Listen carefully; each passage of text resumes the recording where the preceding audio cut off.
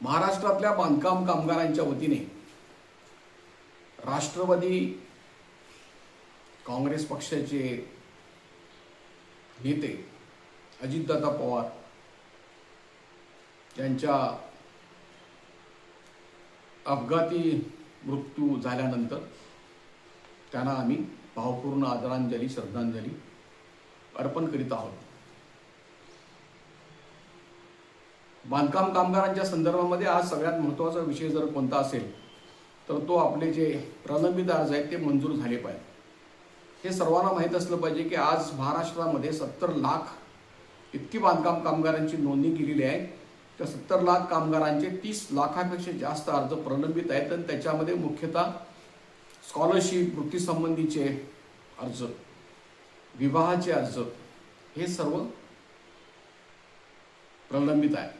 याबद्दल अर्ज मंजूर करायच्या नावाखाली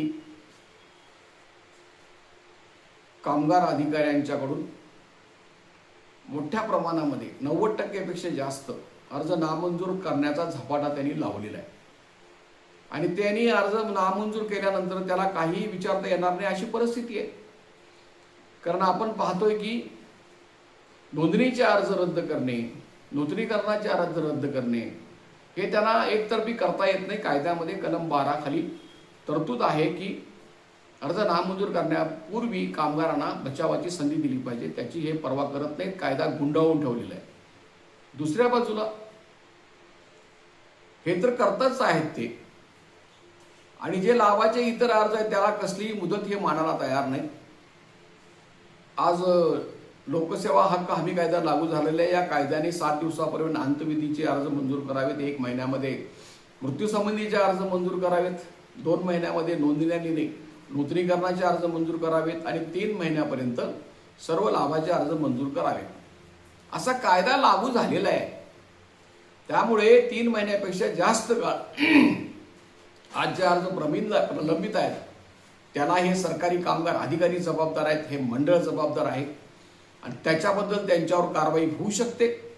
या कायद्यामध्ये अशीही तरतूद आहे।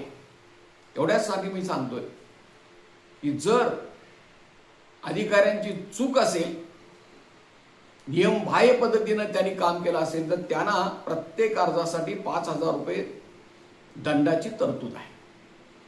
त्यामुळे जोपर्यंत बांधकाम कामगार हे या कायद्याखाली तक्रार करत नाही, तक्रार अर्ज देत नाहीत, 1 महिन्यात जर त्याच्याबद्दल निकाल लावला नाही तर अपील करत नाहीत, तोपर्यंत त्यांना न्याय मिळणार नाही।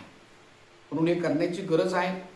त्याच्यासाठी फॉर्म आपल्याला आवश्यक असतील, माहिती आवश्यक असतील तर जरूर तुम्ही आमच्याशी संपर्क करा आणि या पद्धतीने पुढे गेल्याशिवाय आपल्याला पर्याय नाही।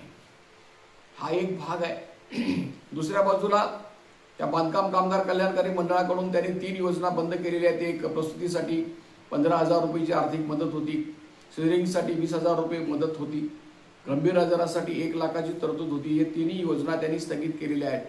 शिष्यवृत्तीबद्दल त्यांनी भयानक निर्णय घेतलेला आहे। कायद्यामध्ये असं आहे की बांधकाम कामगारांच्या मुलांच्या पाल्यांच्या शिक्षणासाठी प्रोत्साहनात्मक तुम्ही आर्थिक निधी द्या अशी तरतूद आहे आणि त्यामुळे फायनान्स असिस्टंट असा शब्द वापरला गेलेला आहे। कायद्यामध्ये तोच आहे, त्यांच्या मंडळाच्या ठरावामध्ये तोच आहे, परंतु प्रत्यक्षामध्ये मात्र यांनी जे आत्ता अट काढण्याचं शपथपत्र घेत आहेत ते बेकायदेशीर आहे, चुकीचं आहे, कामगारांची चेष्टा करणारी आहे आणि मूळ तत्व डावलणारी आहे। त्यामुळे बांधकाम कामगारांना कल्याणकारी मंडळ स्कॉलरशिप देत नाही। स्कॉलरशिप हा रूढ शब्द आहे, परंतु आर्थिक सहाय्य देतं आणि त्याच्यामुळे बांधकाम कामगार पाल्य जे आहे ते इतर कुठलीही शिष्यवृत्ती घेऊ शकतात। ती घेतली म्हणून हे देणार नाही असं म्हणता येणार नाही, ते बेकायदेशीर। याला सुद्धा आम्ही जर त्यांनी ऐकलं नाही तर कोर्टामध्ये चॅलेंज देणार आहोत। आमदारांच्या कमिटी ज्या आहेत त्याला आम्ही चॅलेंज दिलेलं आहे, त्याची 3 फेब्रुवारी तारीख आहे। बोनस जाहीर केला नाही, बोनस दिला नाही, ती एक केस आता आम्ही दाखल केलेली आहे आणि आता हे अर्जाच्या पेंडिंगबद्दल ऐकत नसतील तर त्याची सुद्धा एक केस आम्ही लवकरच दाखल करीत आहोत। तर सर्वांना विनंती आहे की त्यांनी मोठ्या प्रमाणामध्ये कसाही अर्ज लिहा, अर्जाच्या नमुन्याची गरज नाही। लोकसेवा हक्क अधिनियम कायद्याचा उल्लेख करा आणि अर्ज करा. अपिलासाठी मात्र अर्जाचा नमुना कायद्यामध्ये आहे, त्याचा तुम्ही वापर करू शकता. तर हे सर्वांनी जास्तीत जास्त करणं गरजेचं आहे.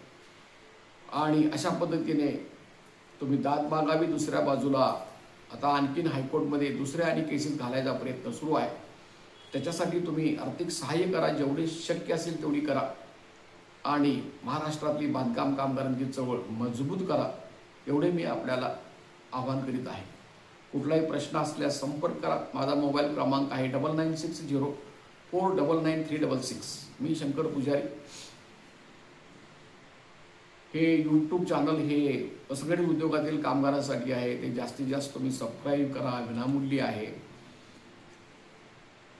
प्रचार करा, एवढी विनंती करून मी आजचे मुद्दे पूर्ण करीत आहे. धन्यवाद.